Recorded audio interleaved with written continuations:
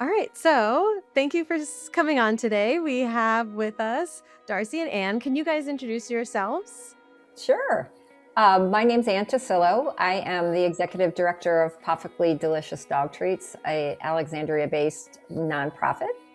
The mission of our nonprofit is to provide the dignity of paid work for underestimated individuals. The people that we serve are adults with disabilities, physical, developmental, intellectual, who are really trying to get in, who have faced barriers to work pretty much from the time that they've aged out of special education services. So I began kind of this quest to start this nonprofit probably around 2016, 2017. My son Brian, who's going to soon to be 34, had aged out of special education services in our local school district and was struggling to find any type of work that where he could be paid. And so with kind of encouragement from some of my colleagues at my former place of employment, they encouraged me to try and come up with a solution that would be able to give him something to occupy his days once he was no longer in school, and to give him some purpose and meaning. And through that kind of thought process, we also wanted to offer that opportunity to other individuals just like him. I retired from my federal career in 2017, and Brian and I were already making kind of our little ginger treats. We make dog treats. That's what we do. What we do is make dog treats, but why we do it is so adults with disabilities can have meaningful work, job training, and an inclusive workplace. And so we started that journey 2016, 2017, and became a official 501c3 in 2018. And we've been growing incrementally along the way. Yeah, that's amazing. Yeah, I was going to say, and like that kind of work, was that just kind of the first thought, or did it just come naturally? Were you already selling the treats? Like how did that fit really well with your main mission? Well, I never had any thoughts whatsoever that I would be doing this work.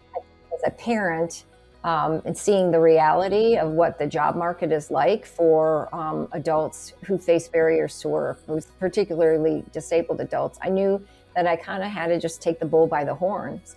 And, as I said, I had a friend who's been on our board since the inception, who really encouraged me to do this. And she was the one that had been making these little ginger cookies for many years and sending them to us for Christmas gifts, and said, this is a good dough. I think it could be you turned into ginger cookies and you could sell them. You and Brian could make them and out of your kitchen and start selling them. And he could feel like he's making a contribution, that he could have a job.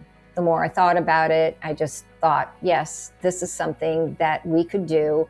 And I knew that there were other young people just like my son who would benefit from this opportunity. And so we began kind of, like I said, working in 2018 when we became an official nonprofit.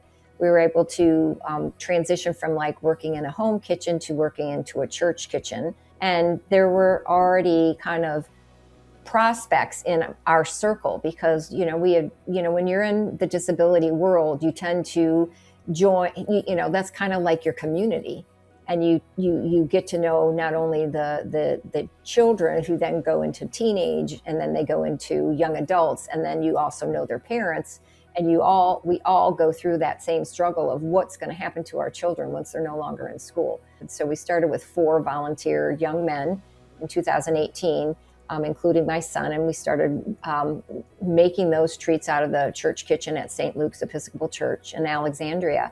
And we're able to attract community volunteers as well, who would come in and assist our team.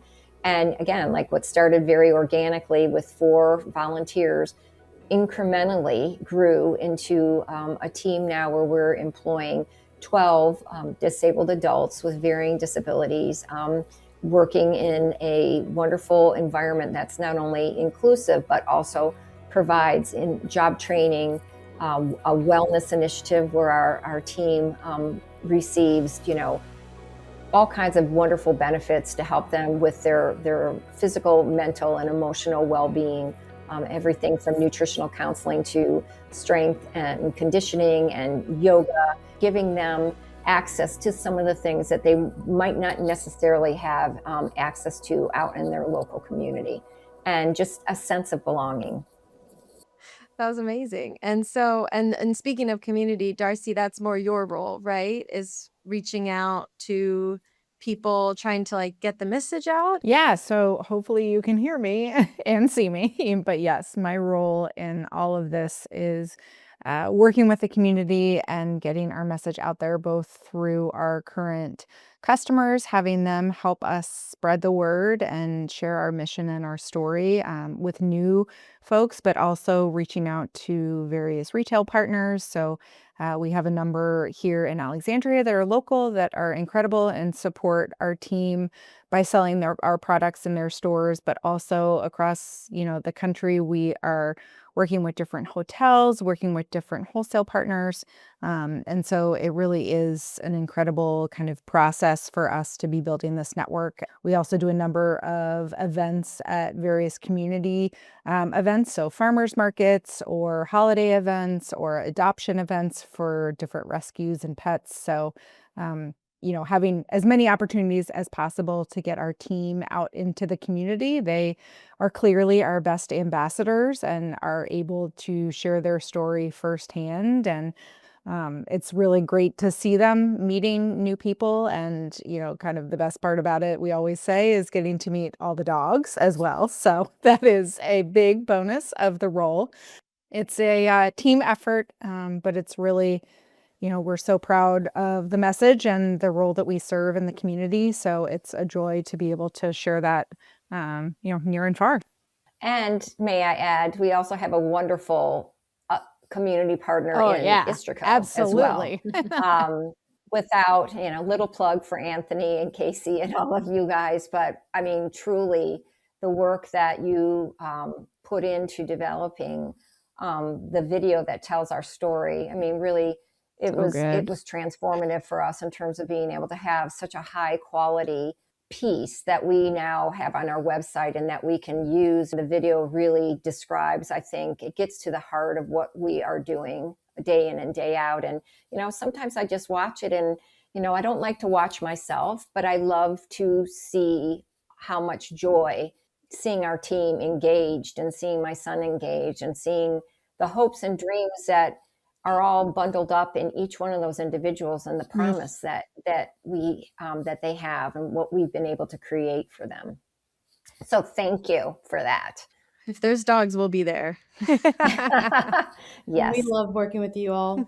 just a great core, the core values that you guys all share is just amazing. It was just such a pleasure to work with everybody and see what they do in real time and how they make a contribution to the company, and a wonderful experience for us. Because I think there are a lot of similarities between what you guys do and production, actually, like video production. The first one that stands out is just that it's not an automated process. We can't Oh, just tell the client the same thing every time and have the same idea every time. And it sounds like, I mean, every process of it, because you're a nonprofit, you're two business models at once, but also each individual employee is their mhm. own person with their own needs and their own sort of like skill set. Absolutely. I think one of the things I think we take a lot of pride in is that we meet our employees where they are.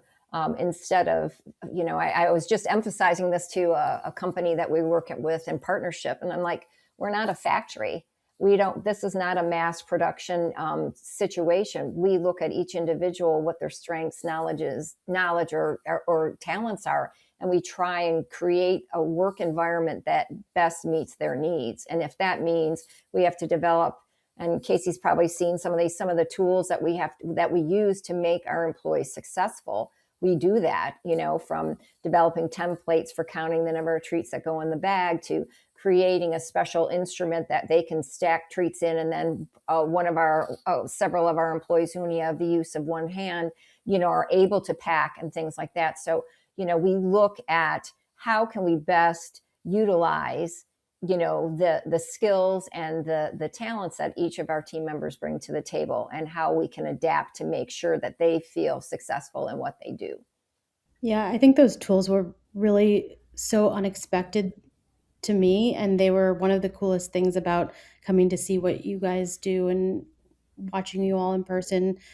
there's just so much thought that goes into the production and helping everyone, and it's really cool to see.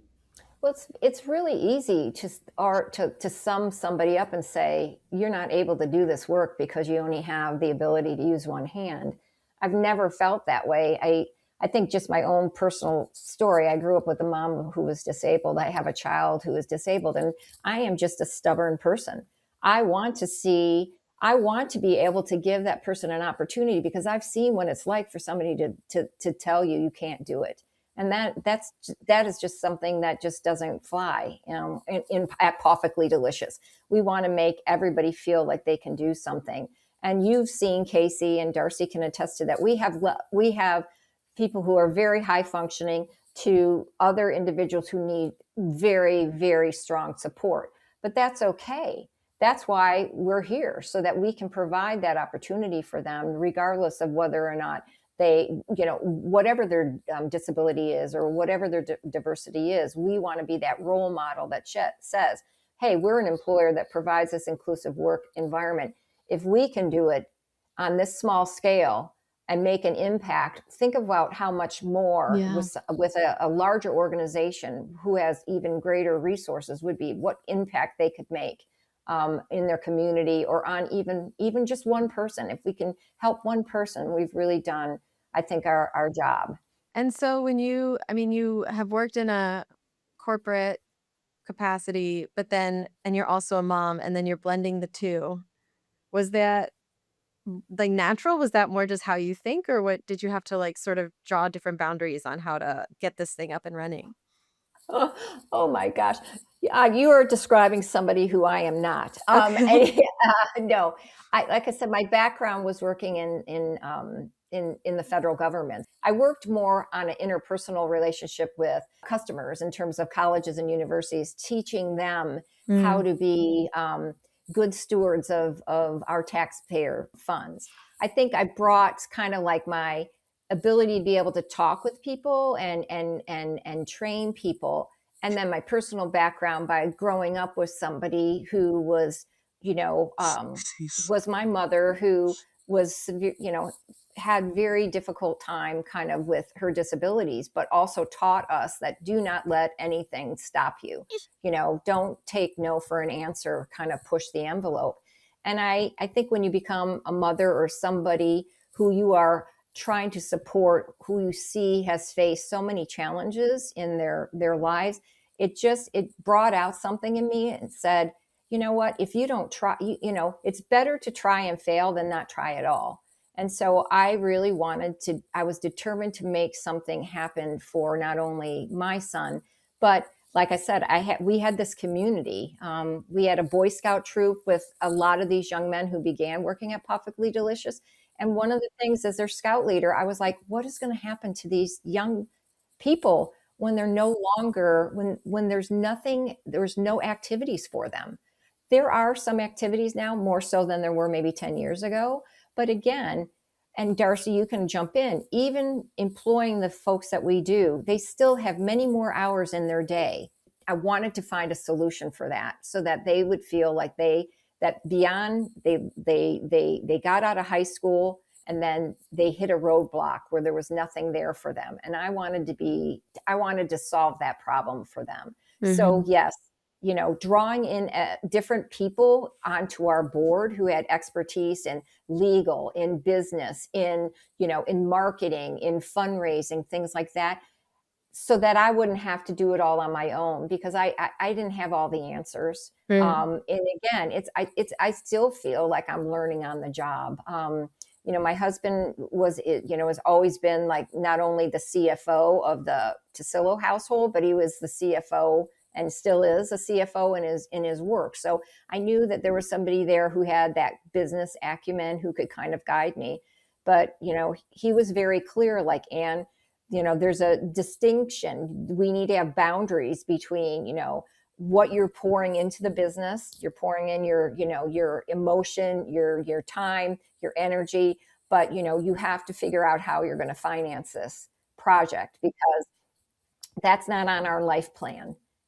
So, as I was transitioning out of my full-time career, I also started a part-time kind of side hustle to kind of develop enough income as seed money to try and start this business, because there's a lot of things that people don't think about, like, getting your trademark, applying for your business license, just even the simple cost of ingredients, buying, equipment, a mixer, things like that. So there was a lot of things that were kind of running parallel at the beginning, to try to, the seed, like to plant the seeds so that the tree could start to grow. And that's what I was doing. But to be honest with you, I didn't really have any formal training in running a business other than the little small side hustle I had. And that was nothing like what it is now. But I just think having the tenacity and wanting to see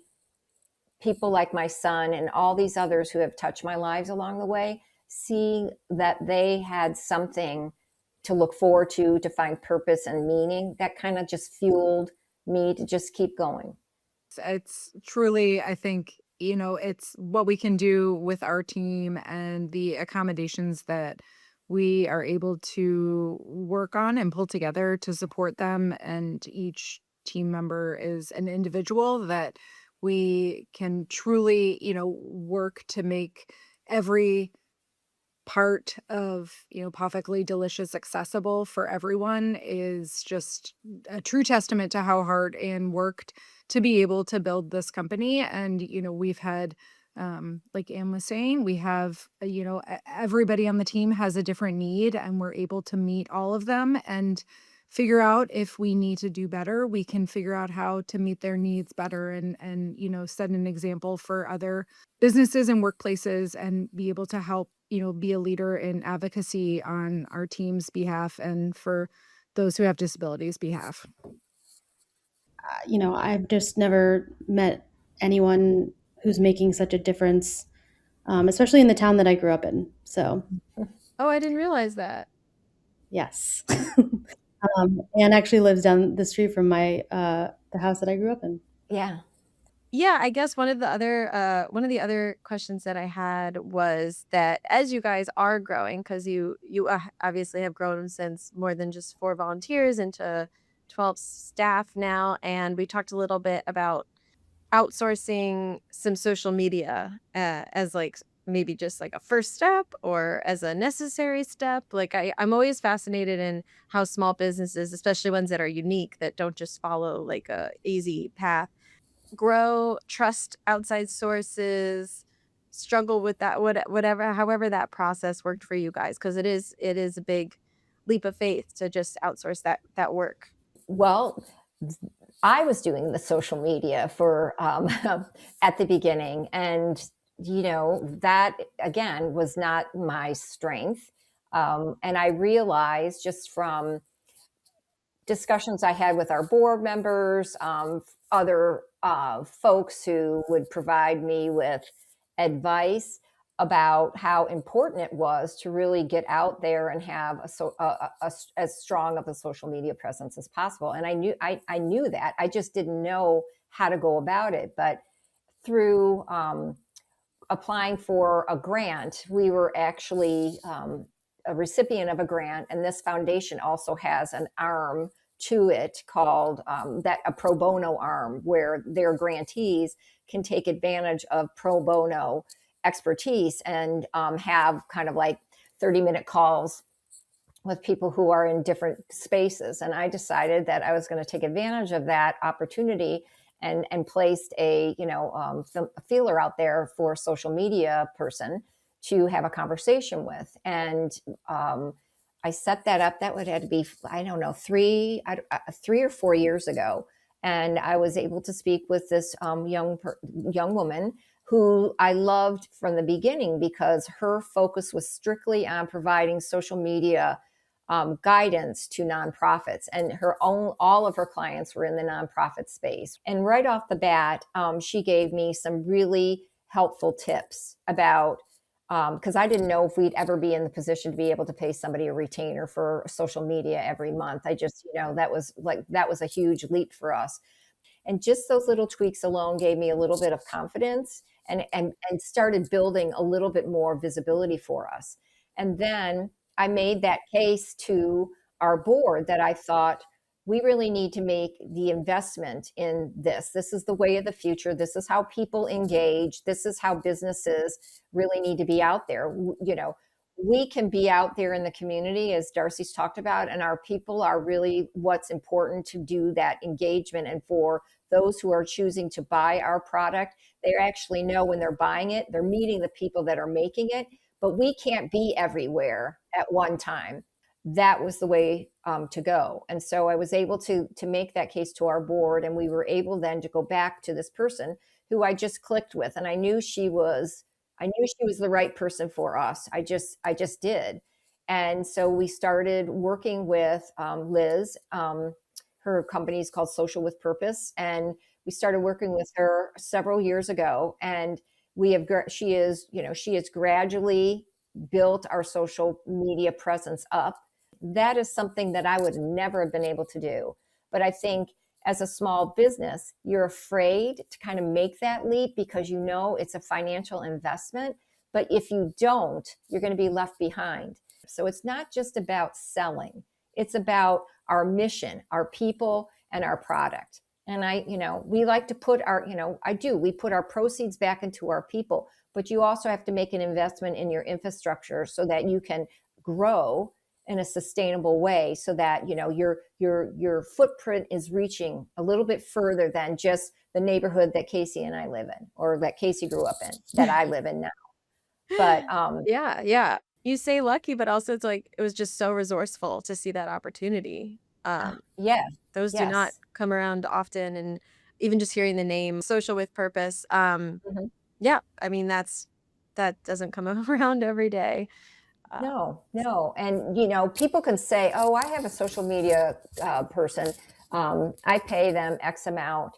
And that person might have 20 or 30 accounts that they're managing at one time, mhm. where they might not necessarily charge as much per se, but Yeah. they're also not giving you the attention or not creating the content that is as mission driven as I think what we are getting, and be compelling and impactful in what they create for us.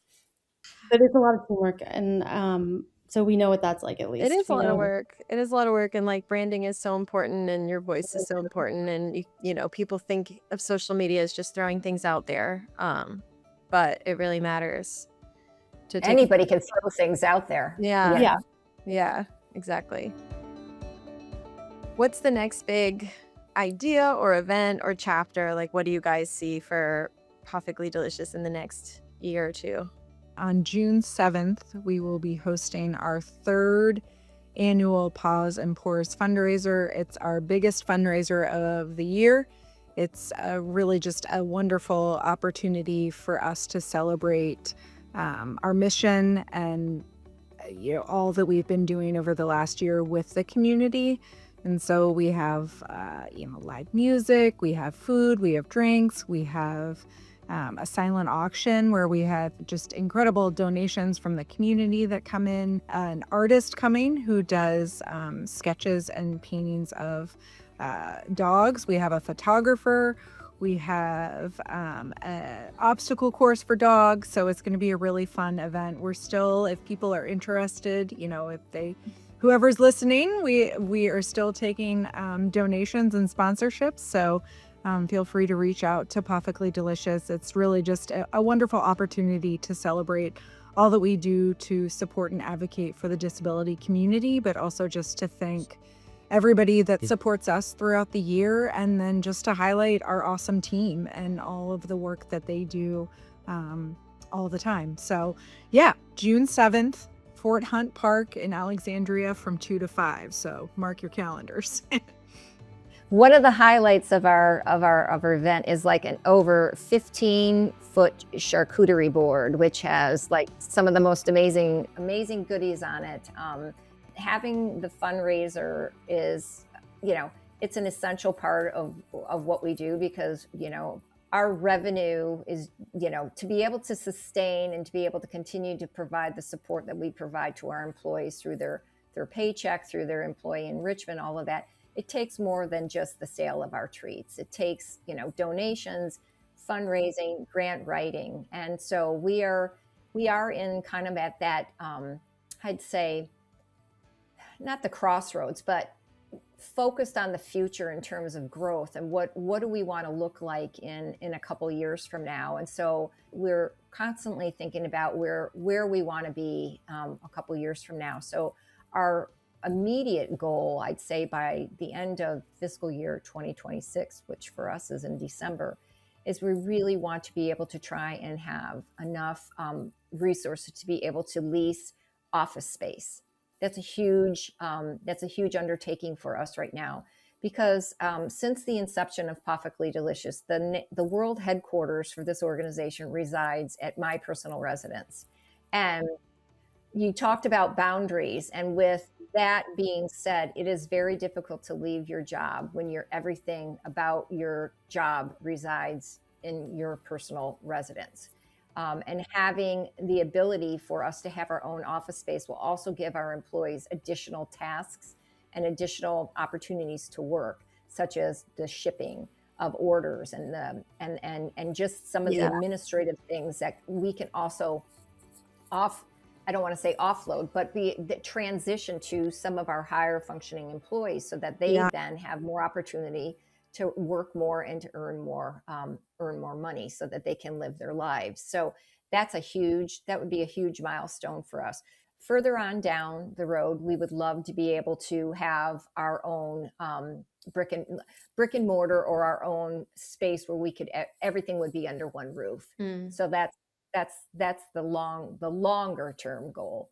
And then also the longer term goal, someday I would like to be able to retire so that I could actually, separate myself from work, still stay involved in the organization, on the board or the volunteer or things like that. But 10 years, I began 2016, 17, 10 years was kind of like my goal. But until we have these things in place, I don't really feel like I can do that. And I'm determined to have that all lined up before I, sail off into the sunset. So as you see, we're going places. And I think one of the things also to be mindful about is our goal always will be to provide as many opportunities for disabled adults in our local community, in our community, that we can. And I don't want to sacrifice that for the sake of having a bigger office, or buying a bigger mixer. It's working right now. And for the employees that we have, my goal would be to be able to engage them 5 days a week if we could. And have it grow organically and not Yes, force anything. That makes perfect sense to me.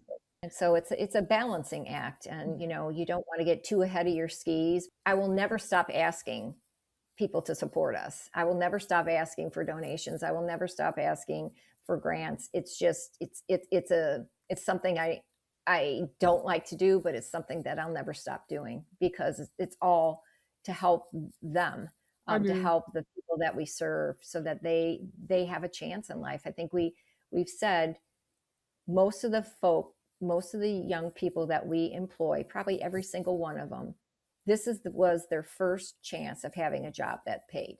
And many of them are coming to us at 21, 25. One of our employees is 39. And just to see how the system has kind of failed them along the way, because there have been employers who just don't want to make the investment. It's definitely like a classic business. There was a problem and you went to solve it. Like it's kind of magical how simple, when it really is like a need that is an unfulfilled and a solution that you have, how magical it is when it can come together. And obviously it's a lot of hard work and time and dedication, but it's very, very cool to see that that gap filled for people who really need it, who are not in the forefront of people's minds and not something that people always take account for. I think you summed it up pretty well. And you'll see across the nation, when you look at businesses that employ disabled adults or underestimated individuals, it's usually a family member or somebody who's been impacted by that really wants to do something to make a change. your average person, they don't I feel like sometimes I'd be pushing my son down the street and I feel like he is invisible. Mm. You know what I mean? Like people just walk by, sometimes they'll stare, or sometimes they don't know what to do. But I feel like that is kind of like the curse of people who are disabled, is that they think of them as an invisible, and that nobody gives them a second thought. And I wanted to change that paradigm. And Mm. they don't want a handout. They just want a leg to stand on. You know what I Yeah, mean? and They want purpose. I like what you a said about purpose. purpose, yeah. Yeah, Because that's they what we all want, want. It's yeah. It'd be very easy. Who wants to sit around all day long and watch TV? Maybe one day I might like to do that right, for a yeah. day. I could do it for 2. Parents want more for you. You don't stop loving your child once they reach 21. And I mean, my dream would have been for Brian to be able to move out on his own, to be able to have his own job, to be able to drive a car, to be able to see, to be able to not go through all the things that he's gone through. But that just didn't happen. So you got to take kind of what you get. This was the hand you were dealt. Now you got to learn to figure out how you're going to make the best of it, so that you can make something out of nothing. And I feel like our people are happy, and that's the best compensation I think I could ever get, is to know that what we're doing makes our people happy. I think that's a good place to leave it. Thank you so much for your time. This was really truly amazing to learn about, and I'm excited to have this out before your event in June, so everyone listening can still go to your website. Um, Oh, cool. and on pawfectlydelicious.org, that main page is where the Istrico video is, if anyone's interested in watching that. I think it gives a pretty good overview of who you are and what you do. Mm-hmm. Yeah, thank you so much, and we'll see you next time. Thank you. This was awesome. Thank you, Ann and Darcy.